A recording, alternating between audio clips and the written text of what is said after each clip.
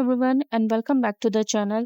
In today's video, I will show you how to transfer crypto from CoinDCX to Binance.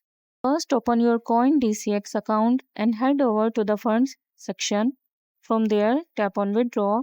Next, select the cryptocurrency you want to transfer. Once you have selected the coin, confirm that the receiving wallet belongs to you by choosing Yes. Then make sure you select the correct transfer network. Using the right network is very important because it must match the network used on Binance. Now switch over to your Binance account, click on Deposit at the top of the screen or go to Assets and select Deposit. If you don't see the button, choose Deposit Crypto, then select the same coin you are withdrawing from CoinDCX. After that, choose the exact same network you selected earlier.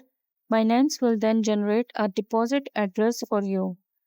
Copy this address and return to CoinDCX. Paste the address into the withdrawal section. Enter the amount you want to transfer. Complete any required security verification and click Send. After the transaction is processed and confirmed on the blockchain, your crypto will appear in your Binance account under the Asset section. Thanks for watching.